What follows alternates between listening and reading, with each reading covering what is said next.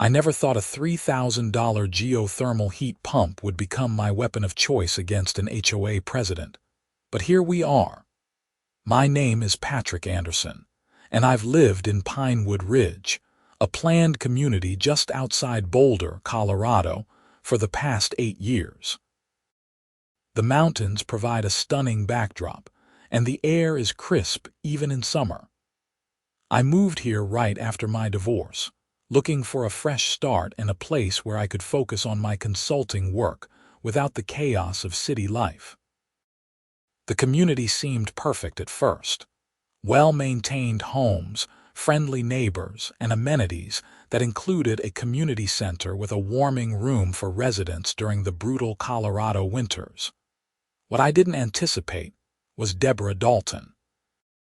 Deborah became HOA president about 2 years ago, right around the time her husband left her for someone 20 years younger. The rumor mill in Pinewood Ridge runs fast, and everyone knew the details within a week. Since then, she's transformed from a relatively pleasant neighbor into what can only be described as a power-hungry dictator with too much time on her hands.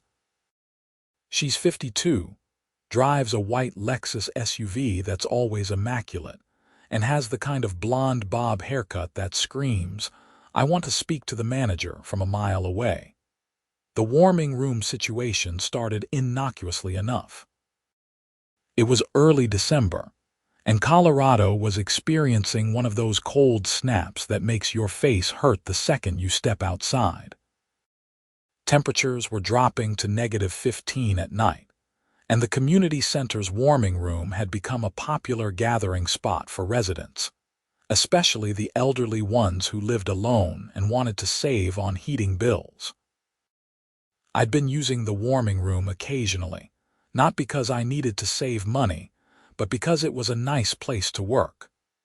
I'd bring my laptop, sit in one of the comfortable chairs, and enjoy the ambient warmth while reviewing client proposals. The room had large windows overlooking the mountains, and the natural light was perfect for long work sessions. The system that heated the warming room was actually something I'd designed and paid for myself. When I first moved to Pinewood Ridge, the community center had inadequate heating. The board at the time was complaining about rising energy costs, and I saw an opportunity. I work in renewable energy consulting, specifically geothermal systems, and I proposed a solution. I would install a state-of-the-art geothermal heat pump system that would tap into the Earth's natural heat, providing efficient and cost-effective warming for the entire community center, with a focus on the warming room. The catch was simple. I would pay for the entire installation, roughly $30,000, in exchange for a lifetime exemption from special assessments related to community center maintenance and a guaranteed right to use the facilities. The board at the time thought it was a brilliant deal. I got it all in writing, signed by every board member and notarized. The system was installed, and it worked beautifully. Our community center's heating costs dropped by 70%, and the warming room became a beloved space for residents. But that was before Deborah's reign. It started on a Tuesday morning. I was sitting in the warming room, sipping coffee and working on a presentation for a client in Denver. The room was pleasantly warm, probably around 75 degrees, and I was one of 3 people there. Mrs. Henderson, an 80-year-old widow from Building C, was knitting in the corner, and Tom Richardson, a retired accountant, was reading the newspaper near the window. The door burst open with such force that all 3 of us jumped. Deborah strode in, clipboard in hand, wearing a cream-colored pantsuit that probably cost more than most people's monthly mortgage payments. Her face was set in that expression I'd come to recognize. Lips pursed, eyes narrowed, radiating disapproval. "Patrick," she said, her voice sharp enough to cut glass. "We need to talk." I looked up from my laptop. "Good morning to you too, Deborah. What can I help you with? She marched over to my table, her heels clicking against the hardwood floor with each step. I've been reviewing the community center usage logs, and I've noticed you're in here almost every day, sometimes for 6 or 7 hours at a time. I leaned back in my chair, keeping my voice level. That's correct. I often work from here. Is that a problem? It's not what this space is intended for, she said, tapping her pen against her clipboard. The warming room is for residents who need it, not for people who want a free office space. Tom looked up from his newspaper, clearly interested in where this was going. Mrs. Henderson had stopped knitting, her needles frozen mid-stitch. I am a resident who uses it, I replied. And according to my agreement with the HOA, I have guaranteed access to community center facilities. I assume you've read the documents. Her face flushed slightly. That agreement was made with a previous board. We're reviewing all legacy contracts and arrangements. It's a legally binding contract, Deborah. You can't just review it out of existence. She straightened up, looking down her nose at me. We'll see about that. In the meantime, I'm implementing new rules for warming room usage. Maximum occupancy time will be 3 hours per day, and priority will be given to residents with demonstrated financial need. You're joking, I said, my patience starting to wear thin. You can't impose rules that violate existing contracts. I can and I will. The HOA board voted on this last night, 4-1. The new rules take effect immediately. She pulled a sheet of paper from her clipboard and slapped it on the table in front of me. Here's your copy. I suggest you read it carefully. I picked up the paper, scanning through what could only be described as the most absurd set of regulations I'd ever seen. 3-hour daily limits, mandatory sign-in and sign-out times, income verification requirements for extended use, and a provision that gave the HOA president discretionary authority to revoke access for any resident deemed to be abusing the privilege. This is ridiculous, I said. And it's definitely illegal. You can't require income verification for using a community amenity. Take it up with a lawyer if you want, Deborah said, crossing her arms. But until a court tells me otherwise, these are the rules. You've been here since 8 this morning. It's now 11. You have 0 hours remaining for today. Please pack up your things and leave. Mrs. Henderson spoke up from her corner, her voice wavering. But Deborah, dear, what about those of us who just like to spend time here? I come here every day because my apartment gets so cold. Deborah turned to her with a smile that didn't reach her eyes. Mrs. Henderson, you're exactly the kind of resident this room is meant for. You can stay as long as you need. But Mr. Anderson here is perfectly capable of heating his own home. He's taking up space that others might need. I felt my jaw clench. You're creating different classes of residents. That's discriminatory. It's called prioritization, Deborah shot back. Now, are you going to leave voluntarily or do I need to call security? We have security, I asked, genuinely surprised. I hired a security service last month. They patrol the community and respond to calls. I have them on speed dial. She pulled out her phone, holding it up like a threat. I looked at Mrs. Henderson, who was staring at her knitting with an uncomfortable expression, and then at Tom, who had wisely buried his face back in his newspaper. This wasn't the hill to die on, not today. I needed to talk to my lawyer first, understand exactly what my options were. Fine, I said, closing my laptop and packing it into my bag. I'm leaving. But this isn't over, Deborah. That contract is ironclad. We'll see, she said, that smug smile spreading across her face. Have a nice day, Patrick. I walked out of the warming room, my blood pressure probably at an all-time high. The thing about Deborah was that she thrived on confrontation. She loved flexing her authority, loved making people squirm. I'd seen her do it to other residents over the past 2 years. Everything from fence violations to mailbox colors to the exact shade of white paint people could use on their trim. But this was different. This was a direct violation of a legal contract, and she had to know it. I drove home, my townhouse just 3 minutes from the community center, and immediately called my lawyer, James Cooper. James had handled my divorce and had reviewed the HOA contract when I first moved in. He was sharp, thorough, and didn't take crap from anyone. "Patrick," he answered on the second ring. "How's life in HOA paradise?" "Getting worse by the day," I said, and proceeded to explain the situation. There was a long pause after I finished. "She's requiring income verification for using a community amenity. Wow. That's potentially a Fair Housing Act violation for starters. And as for your contract, let me pull the file and review it, but from what I remember, that agreement is solid. They can't unilaterally void it." "That's what I thought. Give me a couple hours," James said. "I'll review everything and call you back. In the meantime, don't do anything rash. Document everything. Save that paper she gave you, keep a log of your interactions with her. If this goes to court, we'll need a clear record." I spent the rest of the day working from home, trying to focus on client work but mostly stewing about the situation. Around 4 in the afternoon, James called back. "Okay, I've reviewed the contract," he said. "It's airtight. You paid for the installation of the geothermal system, and in exchange, you received specific rights in writing. Those rights include guaranteed access to community center facilities and exemption from special assessments related to community center maintenance.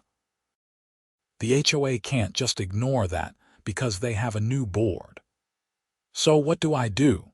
First, I'm going to draft a letter to the HOA board explaining that their new rules violate your existing contract and demanding that they rescind them. I'll cite the relevant case law and make it very clear that if they continue down this path, you'll sue for breach of contract and seek damages. Second, that income verification requirement is legally dubious at best. I'm going to point that out too, because it opens them up to discrimination claims from other residents, not just you. How long will that take? I'll have the letter ready tomorrow and send it via certified mail. They'll have it by Friday. Give them a week to respond. If they don't back down, we'll file suit." I thanked James and hung up, feeling slightly better. At least I had a plan. But the satisfaction was short-lived. The next morning, I decided to test the waters. I drove to the community center at 8, walked up to the warming room and found the door locked. There was a new sign posted. "Warming room access now requires check-in at front desk. New policies in effect." I walked to the community center's front desk, where Sandra Mills, the part-time administrative assistant, sat looking distinctly uncomfortable.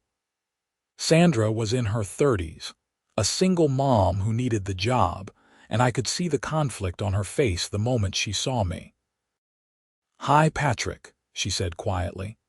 "I'm guessing you're here about the warming room." "I am. Since when is it locked?" "Since yesterday afternoon. Deborah had maintenance install a new lock system. I have to check people in and verify they meet the new usage requirements."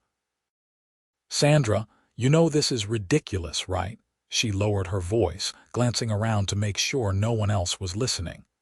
"Between you and me. Yes, I think it's completely insane. But I need this job, and Deborah made it very clear that if I don't follow her rules, she'll have me fired." I softened my tone. "I'm not mad at you, Sandra. I know you're stuck in the middle, but I need to get into that warming room. I have a legal right to use the community center facilities." "I know, but if I let you in without following the procedure, I could lose my job." "Can you just fill out the form? It asks for basic information, and then I can give you a key card." She slid a form across the desk. I picked it up and started reading. Name, address, resident ID number, all standard. Then it got invasive. Annual household income, number of household members, reason for needing warming room access, alternative heating arrangements in primary residence. This is asking for my income, I said. That's not legal, Sandra. I know, she whispered. I told Deborah that, and she said it was fine, that it was just for statistical purposes. It's not fine. It's a violation of privacy at minimum and potentially discriminatory. I put the form down. I'm not filling this out. I don't need to prove financial hardship to use a facility I have contractual rights to access. Sandra looked like she might cry. Then I can't give you a key card. I'm sorry, Patrick, I really am. I took a deep breath, trying to keep my frustration directed at the right person. It's okay. This isn't your fault, but I need you to document that I came here, requested access, and was denied. Can you do that? She nodded, pulling out a logbook and writing down the details. Do you want a copy, please? She made a photocopy and handed it to me. For what it's worth, I think what she's doing is wrong. A lot of people do. But she's the president and the rest of the board just goes along with whatever she wants.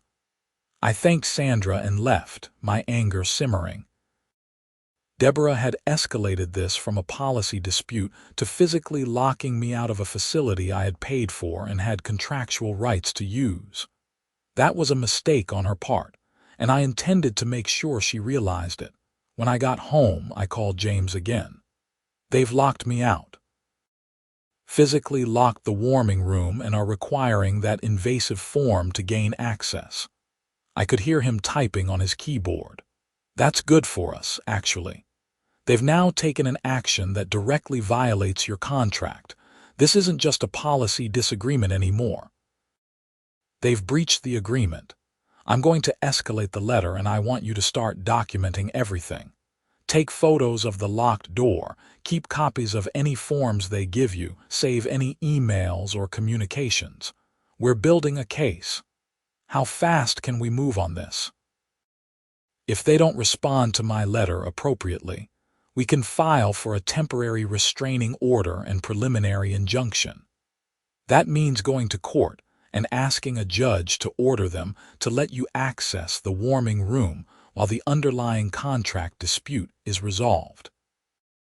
Given the strength of your contract and the fact that they've physically locked you out, I think we'd have a good shot at getting it. Do it. That afternoon, something interesting happened. Tom Richardson, the retired accountant who'd been in the warming room during my confrontation with Deborah, knocked on my door. "Patrick," he said when I answered.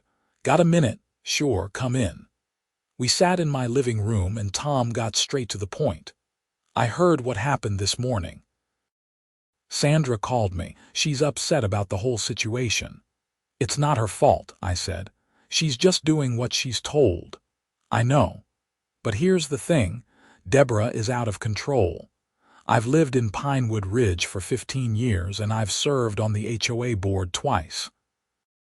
What she's doing isn't just wrong, it's illegal. That income verification requirement, the locked door, all of it. And it's not just affecting you." "What do you mean?"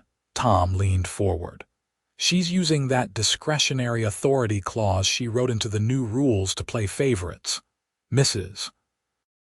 Henderson can use the warming room all day, every day, no questions asked. Same with Betty Crawford from Building A and Martin Hughes from Building D. Know what they all have in common?" I shook my head. "They all voted for Deborah when she ran for president. They're her supporters. Meanwhile, anyone who's ever questioned her or voted against her proposals is suddenly getting scrutinized. Jerry Martinez from Building B tried to use the warming room yesterday, and he was told he had to provide 3 months of utility bills to prove he needed it. Jerry's on a fixed income, and his apartment is freezing because his heater is broken, and the HOA won't approve his request to replace it. That's outrageous. It gets worse. She's planning to use the money saved from the community center's reduced energy costs, the savings that came from your geothermal system, to renovate the clubhouse. But the renovations she's planning are things like a new sound system for the party room and upgraded furniture for the lounge, not things the community actually needs. Several of us think she's trying to create a nice clubhouse she can use for her personal events.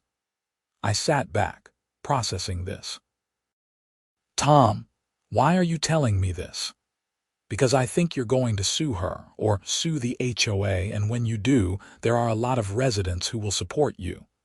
We're tired of her treating this place like her personal kingdom. If you need witnesses, statements, documentation of her other abuses of power, I can help coordinate that. I appreciate that, I said. My lawyer is sending a demand letter. If they don't back down, we'll be filing suit. I'll let you know if we need statements. Tom stood up, offering his hand. Good. It's about time someone stood up to her. After he left, I spent the evening thinking about the situation. The geothermal system was the key to everything. It wasn't just my access point for the facilities. It was the actual heat source for the warming room and a significant portion of the community center. The system had a central control unit, which was located in a utility room that I had a key to. The installation contract specified that I maintained access to the system for maintenance and monitoring purposes. An idea started forming, one that was probably petty and definitely vindictive, but also perfectly legal according to the terms of my contract. If Deborah wanted to lock me out of the warming room, I could show her exactly how dependent the community was on the system I had installed and paid for. I went down to my basement, where I kept detailed files on the geothermal system. The installation contract was clear. I owned the system, I maintained the system, and I had the right to modify or discontinue service if the HOA breached the agreement. The HOA had a license to use the system in exchange for honoring my contractual rights. If they breached the contract by denying me access, technically, their license to use the system could be revoked. I called James one more time. James, I have a question. If the HOA has breached my contract by locking me out, what are my rights regarding the geothermal system? There was a pause. You're asking if you can turn it off. I'm asking what my legal options are regarding the equipment I own and installed. I could hear papers rustling. Let me look at the exact language. Okay, here it is. The contract states that the HOA has a license to use the geothermal system contingent upon their compliance with the agreement. If they breach the agreement, you have the right to suspend the license upon 24 hours written notice. Patrick, are you seriously considering turning off the heat to the community center, the warming room specifically? The system has zone controls. I can shut off heat to the warming room while leaving the rest of the community center heated. James was quiet for a long moment. I mean, technically you'd be within your rights, but it's aggressive. It'll definitely escalate the situation. They escalated it when they locked me out of a facility I paid $30,000 to heat. Fair point. If you're going to do this, do it right. Draft a notice explaining that due to their breach of contract, you're suspending their license to use the system for the warming room. Give them 24 hours notice as the contract requires. Send it certified mail and email. Document everything, and be prepared for them to lose their minds. That's kind of the point. All right, I'll help you draft the notice, but Patrick, be ready. This is going to turn into a war. It already is a war. I'm just evening the odds. We spent the next hour drafting the notice. It was professional, cited the specific contract clauses, explained that the HOA's actions in locking me out of the warming room constituted a material breach of our agreement, and stated that effective 24 hours from receipt of the notice, I would be suspending the HOA's license to use the geothermal system for the warming room until such time as they cured the breach by restoring my full access rights. I sent the notice via email to Deborah and the entire HOA board at 8 p.m. that evening. I also sent physical copies via certified mail, but the email would ensure they received it immediately. Then I waited. The response came faster than I expected. At 8:45 p.m., my phone rang. It was Deborah, and she was screaming before I even finished saying hello. "What the hell do you think you're doing, Patrick? You can't turn off the heat to the community center. That's sabotage. It's criminal." I kept my voice calm and level. "Deborah, I suggest you read the notice carefully. I'm not turning off heat to the entire community center, just to the warming room, and only because you've breached our contract by denying me access to facilities I have a guaranteed right to use. You don't have the right to hold the community hostage. I'm not holding anyone hostage. I'm exercising my contractual rights. You breached the agreement. I'm suspending the license for the affected area. It's all legal, all documented, and all a direct result of your decisions. I'll sue you. I'll have you arrested. You can't do this. Actually, I can. My lawyer reviewed the contract thoroughly. You have 24 hours from receipt of the notice. If you restore my access to the warming room and rescind those invasive new policies, I'll be happy to continue allowing the HOA to use the system. If not, the warming room will lose heat tomorrow night at 8:45 p.m. You're insane. It's December in Colorado. People need that warming room. Then I suggest you make the right decision. You have 24 hours.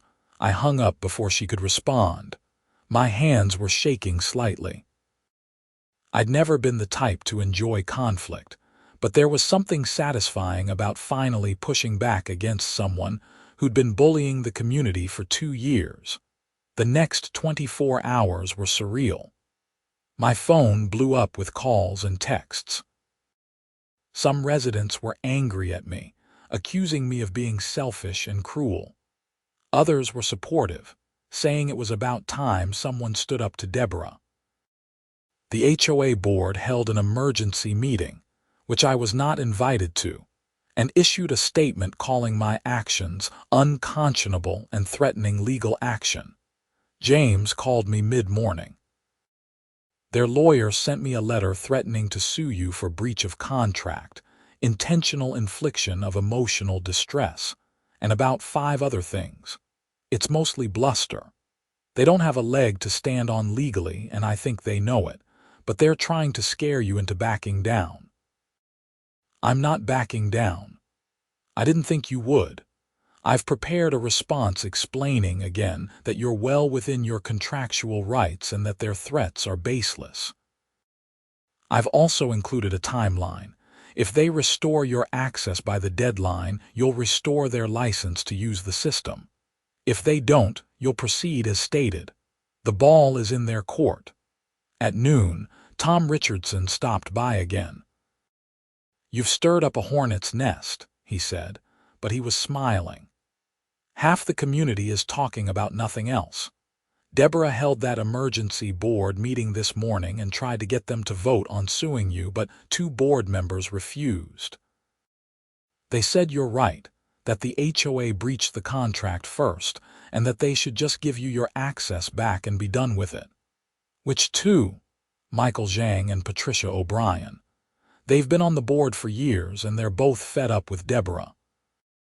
The problem is, she still has 3 votes including her own, so she can push through whatever she wants. But there's dissent, and that's a start." The deadline came and went with no response from Deborah.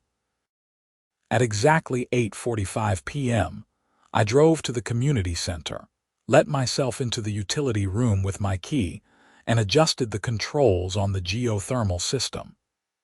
The system had zone controls, and I simply shut off the circulation to the warming room.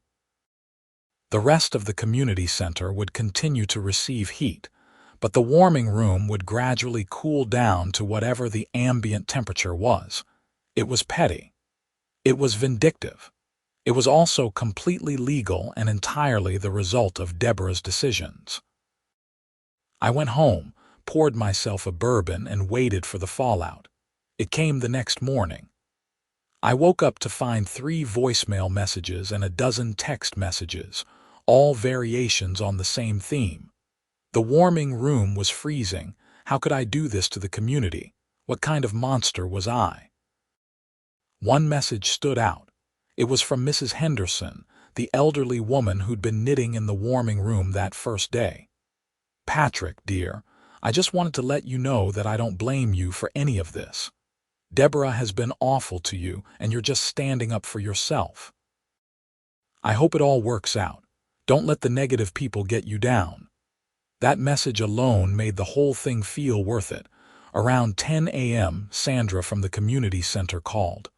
"Patrick, Deborah wants to meet with you. She says she's willing to discuss a compromise.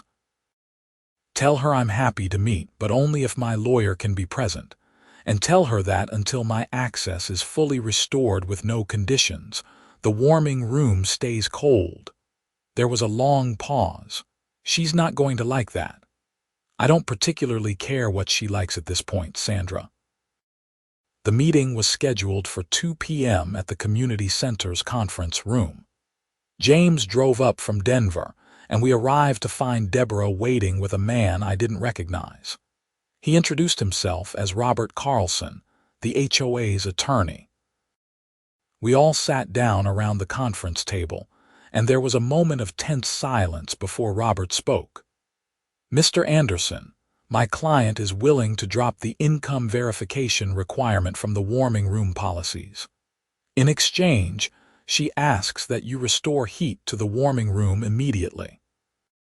James didn't even let me respond. "That's not a compromise. That's her removing one illegal requirement while keeping in place a set of restrictions that violate my client's existing contract. Full access, no time limits, no sign in requirements beyond standard security measures. That's what the contract guarantees, and that's what Mr. Anderson is entitled to." Deborah leaned forward, her face tight with barely controlled anger. "He's one person. The warming room is for the entire community. He doesn't get to monopolize it." "He's not monopolizing anything," James replied. "He's using a facility that he paid to heat, that he has guaranteed access to under a legal contract your predecessors signed. You don't get to change the terms because you don't like them." "The previous board made a bad deal," Deborah snapped. $30,000 was way too cheap for what he got in return. "Whether it was a good deal or a bad deal is irrelevant," James said. "It's a binding contract. Your options are simple: honor the contract or face a lawsuit for breach. And I should mention, if we go to court, we'll also be seeking damages for the harm your policies have caused my client, including emotional distress, lost work productivity, and any other damages we can establish. Plus, we'll be raising the issue of your income verification requirement and how it potentially violates fair housing laws. That opens the HOA up to liability to other residents, not just Mr. Anderson." Robert, the HOA's lawyer, shifted uncomfortably. "Deborah, perhaps we should discuss this privately." "No," she said firmly. "I'm not caving to his blackmail." "It's not blackmail," I said, speaking for the first time. "It's cause and effect. You violated my contract. I responded by exercising my rights under that contract. You want heat in the warming room, give me back my access. It's that simple. You're holding the community hostage. You locked me out of a facility I paid for. How is that different?" The meeting devolved from there, with Deborah becoming increasingly angry and irrational, while Robert tried to calm her down, and James calmly reiterated our position. Finally, Robert suggested they adjourn and reconvene in a few days after everyone had time to cool down. My client's position won't change, James said. Full access to the warming room as guaranteed by the contract, or the heat stays off. The longer this drags on, the more damages accumulate, and the stronger our case becomes when we file suit. We left the meeting with nothing resolved. As James and I walked to our cars, he put a hand on my shoulder. That went about as well as expected. She's digging in her heels, but her lawyer knows she's on shaky ground. I think he'll advise her to settle. The question is whether she'll listen. And if she doesn't, then we file suit next week and ask for an emergency injunction. But legal proceedings take time, even expedited ones. You might want to prepare for this to drag on for a bit. That night, I received an email from Michael Zhang, one of the board members Tom had mentioned. He asked if we could meet privately. I agreed, and we met for coffee the next morning at a shop in Boulder, away from Pinewood Ridge. Michael was in his late 40s, an engineer at a tech company, and he seemed genuinely distressed about the situation. "Patrick, I want you to know that Patricia and I voted against the warming room policies from the beginning. We told Deborah it was a bad idea, that it would cause problems, and that your contract protected you. She didn't care. She's convinced you're trying to cheat the HOA somehow by using a facility I paid to heat. She thinks you got too good of a deal and that you're taking advantage of it. She's also still bitter about her divorce, and I think she sees you as a surrogate target for her ex-husband. You're about the same age, same demographic. It's not rational, but nothing she does these days is rational. Can't you remove her as president? Not easily. We'd need a vote of the full board, and she has 3 votes locked up. The only other option is a recall election, where the community votes to remove her. But that requires 30% of residents to sign a petition just to trigger the vote.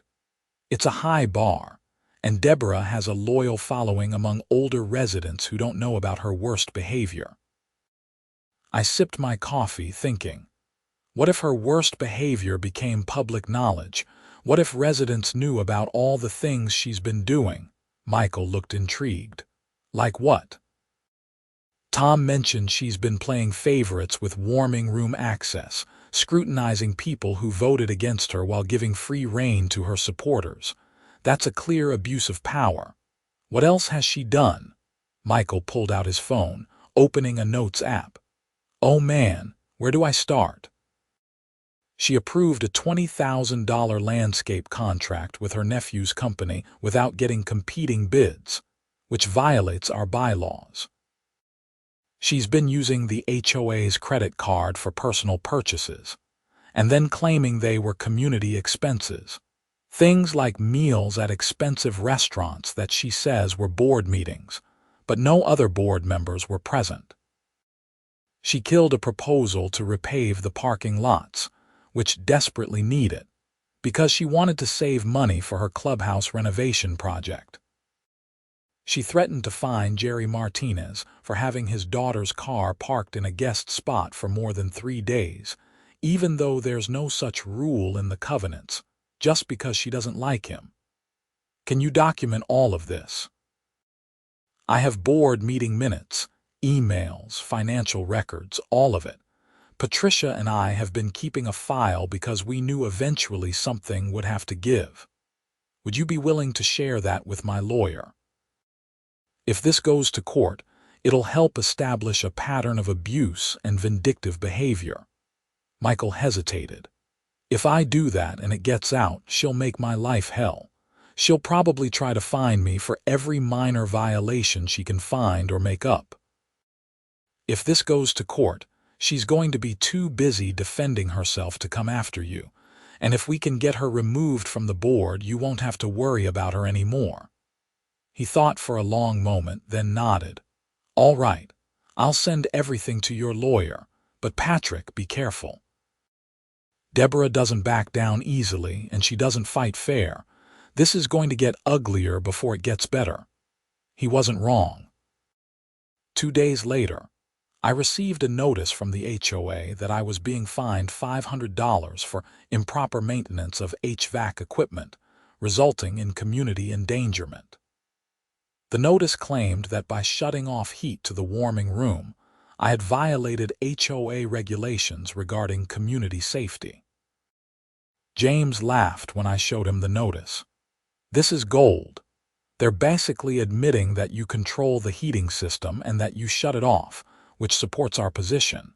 And they're claiming you violated regulations, but they can't cite any actual regulation because there isn't one. This is pure retaliation, and it's going to look terrible in court. So I just ignore it, not quite. I'm going to respond on your behalf, explaining that the fine is retaliatory and baseless, and that if they attempt to enforce it, we'll add it to our lawsuit as another example of bad faith dealing. But keep the notice.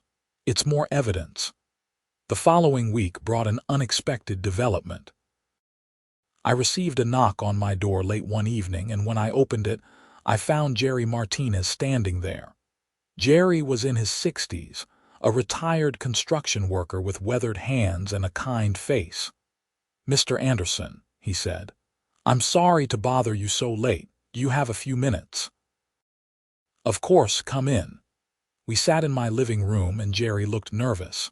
"I heard about what's been happening with you and Deborah. Tom Richardson told me you're fighting back against her." "I am."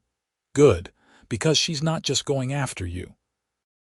She's been targeting me for months, and I think it's because I complained about her at a board meeting last year. My heater broke 3 months ago, right at the start of the cold season. I submitted a request to replace it, and it's been sitting on her desk ever since. She keeps saying she needs more documentation, more bids, more approvals. Meanwhile, my apartment is barely staying above 60 degrees, even with space heaters running constantly. My electric bill has tripled. That's awful. Why hasn't the board overridden her?" "Because she's convinced them that I'm trying to get a luxury upgrade on the HOA's dime. My heater is original to the building, almost 20 years old. It's not about luxury, it's about basic heating, but she won't approve it." "Have you talked to the other board members directly?" I tried. "Patricia O'Brien said she'd look into it, but nothing happened. I think Deborah is blocking her." I thought for a moment. "Jerry, would you be willing to document your situation and share it with my lawyer? What she's doing to you is potentially a violation of the warranty of habitability. As a landlord, which the HOA essentially is for common area systems, she has a legal obligation to maintain basic services like heating." His eyes widened. "I could sue." "You could. Or if my lawsuit moves forward, your situation could be part of a larger pattern of abuse that we present to the court. The more evidence we have of her targeting residents and failing to fulfill her duties, the stronger our case becomes." Jerry agreed immediately. Over the next few days, Tom helped coordinate a quiet effort among residents who'd been on the receiving end of Deborah's vindictive behavior. A picture emerged of an HOA president who ruled through fear and favoritism, who rewarded loyalty and punished dissent, and who had lost sight of her duty to serve the community. James was delighted with the information. "This isn't just a contract dispute anymore," he said. "This is a pattern of misconduct, potential fiduciary breaches, and possibly even fraud if we can prove she misused HOA funds. Patrick, I think we need to escalate this. I'm going to file a comprehensive lawsuit against both Deborah personally and the HOA, seeking not just to enforce your contract, but to have her removed from the board and to recover damages for multiple residents." "How long will that take?" "Months, probably. But I'm also going to file for that emergency injunction right away, asking the court to restore your access to the warming room immediately while the case proceeds. That hearing should happen within a few weeks. The lawsuit was filed on a Friday morning. By Friday afternoon, my phone was ringing off the hook. Some residents were angry, accusing me of attacking the community. Others were supportive, grateful that someone was finally standing up to Deborah. The local news picked up the story, running a piece about an HOA dispute involving heating and contracts, which only amplified the attention. Deborah responded with a community-wide email that was nothing short of unhinged. She accused me of being a selfish troublemaker, claimed I was trying to destroy the community, and urged residents to report any violations they saw at my property so she could fine me into submission. She also announced that she was establishing a legal defense fund and asking residents to contribute money to fight my frivolous lawsuit. That email might have been the biggest mistake she made. Several residents forwarded it to James, who immediately recognized it as potential evidence of retaliation and defamation. He sent her lawyer a cease and desist letter, warning that if she continued to make false statements about me, we'd add a defamation claim to the lawsuit. The emergency injunction hearing was scheduled for 3 weeks after we filed. In the meantime, the warming room remained cold, and the community remained divided. I received supportive messages from residents who were glad I was fighting back, but I also had someone key my car and found dog feces left on my front porch twice. The police took reports, but there wasn't much they could do without evidence of who was responsible. The day of the hearing arrived. We met at the Boulder County Courthouse, and the courtroom was surprisingly full. Several residents had shown up to watch, including Tom, Michael, Patricia, Jerry, and Mrs. Henderson. Deborah was there with Robert Carlson and 2 other board members. Judge Marion Foster was presiding, a no-nonsense woman in her 50s with a reputation for cutting through legal nonsense. James presented our case first, laying out the contract, explaining how the HOA had breached it by locking me out, and demonstrating how my response was fully within my contractual rights. He also presented evidence of Deborah's retaliatory behavior, including the baseless fine and her defamatory email. Robert Carlson argued that the contract was outdated and that the HOA had a right to implement reasonable regulations for community facilities. He claimed that my response was disproportionate and harmful to the community, especially elderly residents who needed the warming room. Judge Foster listened to both sides, asked pointed questions, and then took a short recess to review the contract and supporting documents. When she returned, her expression was stern. "I've reviewed the contract between Mr. Anderson and the HOA," she said. "It's clear, it's specific, and it's legally binding. The HOA's attempt to impose restrictions that violate the contract's terms is a breach." Mr. Anderson's response, while arguably aggressive, is permitted under the contract's language. However, I'm troubled by the harm this dispute is causing to innocent residents who rely on the warming room. My heart sank. It sounded like she was about to rule against us. "Therefore," Judge Foster continued, "I'm issuing the following order. The HOA is enjoined from enforcing any restrictions on Mr. Anderson's use of the warming room that violate his contract. He is to be granted full access, without time limits, without sign-in requirements beyond reasonable security measures, and without any income verification or other invasive conditions.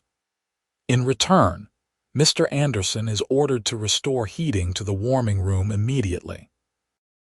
The underlying lawsuit will proceed to address damages and other claims, but in the meantime, both parties will comply with the terms of the original contract. Do I make myself clear?" "Yes, Your Honor," James said immediately. Robert Carlson looked at Deborah, who was red-faced and fuming, before responding. "Yes, Your Honor."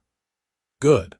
I'm also ordering the HOA to pay Mr. Anderson's legal fees related to this injunction hearing, as he was forced to seek court intervention to enforce a clear contractual right. The amount will be determined after counsel submits their billing. This hearing is adjourned." As we left the courtroom, I felt a weight lift off my shoulders. It wasn't a complete victory, the underlying lawsuit was still pending, but it was vindication. The court had confirmed what I'd known all along. I was right, Deborah was wrong, and the contract was enforceable. Mrs. Henderson approached me in the hallway, giving me a gentle hug. "I'm so glad, dear. You deserve to win." Jerry Martinez shook my hand firmly. "Thank you for fighting this. It gives me hope that maybe my heater situation will get resolved too." Even Michael and Patricia came over, though they were more cautious since they were still on the board. "We'll make sure she follows the judge's order," Michael said quietly. "And we're going to push harder on reining her in on other issues too." The restoration of heat to the warming room was immediate. I drove directly from the courthouse to the community center, accessed the utility room, and turned the system back on. Within a few hours, the warming room was back to its normal, comfortable temperature. But the war wasn't over. Deborah might have lost this battle, but she wasn't about to surrender. Over the next few weeks, she ramped up her harassment campaign. I received multiple violation notices for things like my trash can being visible from the street on a non-collection day, which happened once when I forgot to bring it in, a weed growing in a crack in my driveway, and my doormat being non-compliant with community standards because it wasn't a neutral color. Each violation came with a $50 fine. James sent a letter to the HOA explaining that these were clearly retaliatory and that we'd be including them as evidence in the lawsuit. The fines stopped after that, but Deborah found other ways to make my life difficult. She scheduled board meetings at times she knew I couldn't attend based on my work schedule. She spread rumors about me among residents who supported her, and she even tried to get the community's landscaping crew to accidentally damage plants in my yard. That last attempt backfired when the landscaping crew refused and reported her request to Michael and Patricia. It was another piece of evidence for our growing file. The lawsuit itself was moving forward, slowly but steadily. Discovery was underway, which meant both sides were exchanging documents and information.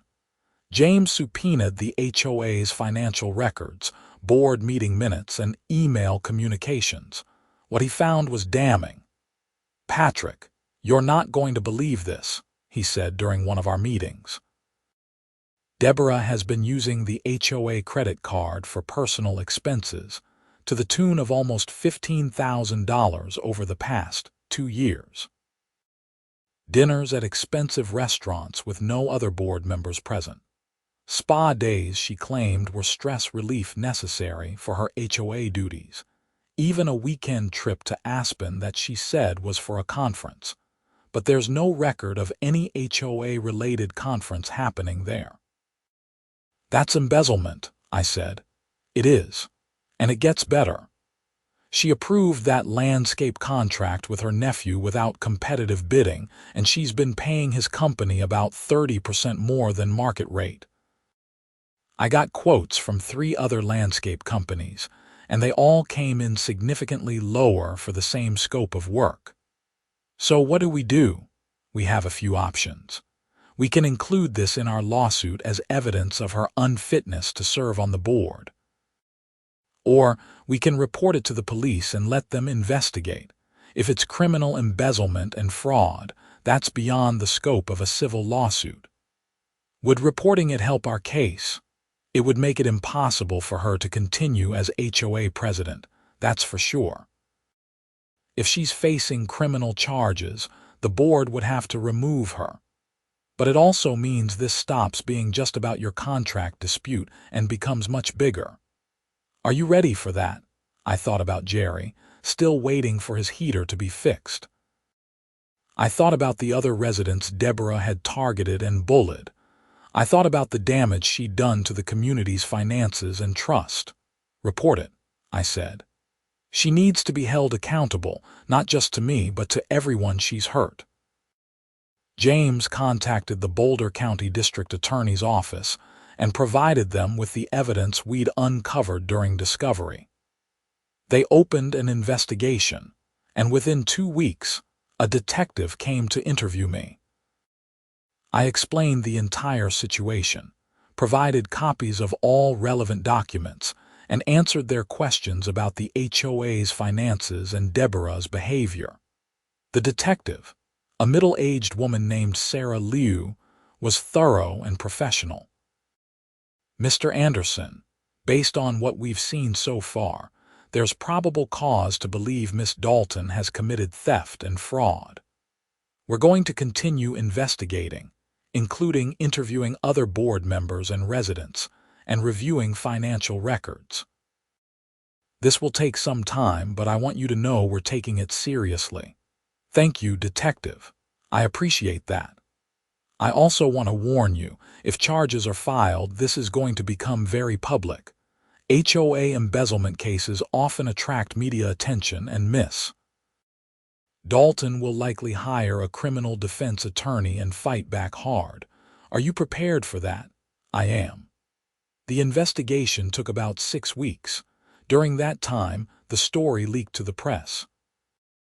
The local news ran a piece about an HOA president under investigation for embezzlement, and while they didn't name Deborah initially, everyone in Pinewood Ridge knew exactly who it was. The community erupted in gossip and speculation. Tom organized a group of residents who'd been wronged by Deborah, and they drafted a petition calling for her immediate removal from the board. Within days, they had signatures from 40% of the community, well above the threshold needed to trigger a recall election. Deborah responded by hiring a public relations firm and a criminal defense attorney. She held a press conference, which was carried by local news, where she claimed she was the victim of a vindictive resident with a personal vendetta, and that all charges were baseless. She specifically named me, calling me a bully and accusing me of orchestrating a conspiracy to destroy her reputation. That was a mistake. James immediately filed an amended complaint, adding defamation to our lawsuit and seeking punitive damages. She just committed defamation on camera, he said gleefully. This is a lawyer's dream. The district attorney's office filed charges in late March, 3 counts of theft, 2 counts of fraud, and 1 count of breach of fiduciary duty. Deborah was arrested at her home, processed, and released on bond. The mugshot made the front page of the local newspaper. The fallout was immediate. The HOA board held an emergency meeting and voted 4-1, with only Deborah voting against, to suspend her as president pending the outcome of the criminal case. Michael Zhang was appointed interim president, and one of his first acts was to settle the civil lawsuit with me. The settlement was straightforward. The HOA acknowledged that my contract was valid and enforceable, agreed to pay all my legal fees and $25,000 in damages, and committed to implementing a set of reforms to prevent future abuses of power by board members. Deborah would be held personally liable for any damages beyond what the HOA's insurance covered. Jerry Martinez finally got his heater fixed, and the board approved repaving the parking lots and making other long overdue repairs that Deborah had blocked. The recall election happened in April. Deborah was removed from the board with 78% of residents voting in favor of her removal. It was one of the most lopsided votes in Pinewood Ridge's history. The criminal trial took place in June. I attended several days of testimony, watching as prosecutors laid out the evidence of Deborah's embezzlement and fraud. Her defense attorney tried to argue that she'd made honest mistakes and that HOA accounting practices were confusing, but the evidence was overwhelming. The jury deliberated for less than 4 hours before returning guilty verdicts on all counts. Judge Foster, who happened to also be presiding over the criminal trial, sentenced Deborah to 2 years in prison, suspended after 6 months with probation, and ordered her to pay full restitution to the HOA, which totaled nearly $50,000 including legal fees and the inflated landscape contracts. "Miss Dalton," Judge Foster said during sentencing, "you were entrusted with a position of leadership and responsibility, and you abused that trust in every way possible. You stole from your neighbors, you retaliated against those who questioned you, and you prioritized your own interests over the community you were supposed to serve. I hope you use your time in prison to reflect on your actions and the harm you've caused." Deborah was led out of the courtroom in handcuffs, and I felt a strange mix of satisfaction and sadness. I'd never wanted things to go this far. I just wanted to use the warming room that I'd paid to heat.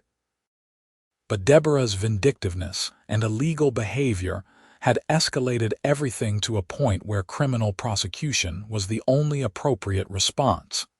In the aftermath, Pinewood Ridge slowly healed.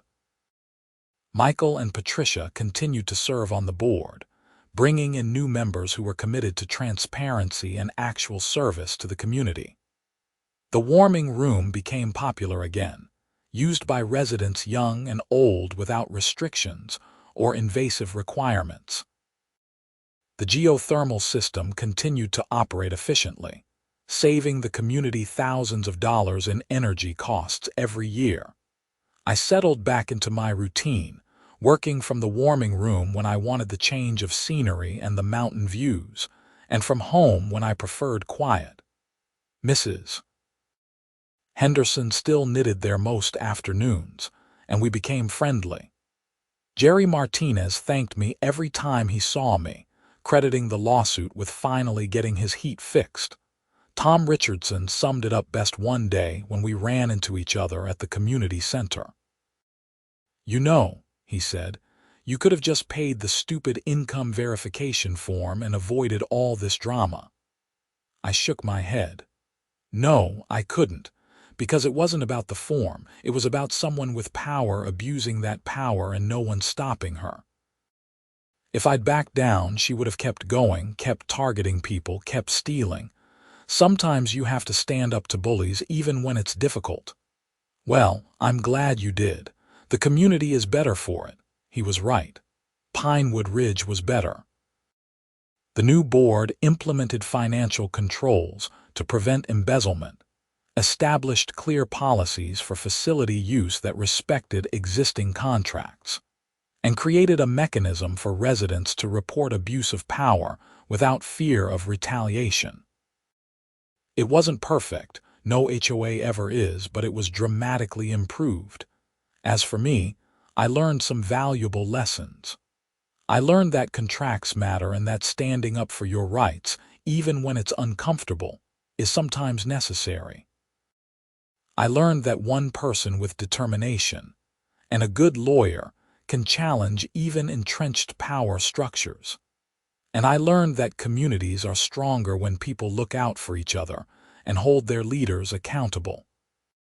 The warming room is comfortable today, heated efficiently by the geothermal system I installed almost 9 years ago. The mountains outside the windows are dusted with early snow, and the afternoon sun casts long shadows across the floor. I'm sitting in my usual chair, laptop open, working on a proposal for a new client. Mrs. Henderson is knitting in her corner, the click of her needles a familiar background rhythm. A few other residents are scattered around the room, reading, chatting quietly, enjoying the warmth. It's peaceful. It's what the warming room was always meant to be, and it only took turning off the heat for 24 hours and a lawsuit to get back to this point. Sometimes the path to peace requires a little bit of war. And sometimes the best way to win a war is to control the heat source. I smile to myself, save my document, and close my laptop. The sun is setting behind the mountains, painting the sky in shades of orange and pink. It's going to be a cold night, but in here, surrounded by neighbors and community, it's warm. And that warmth, hard-won and well-earned, feels better than any easy victory ever could.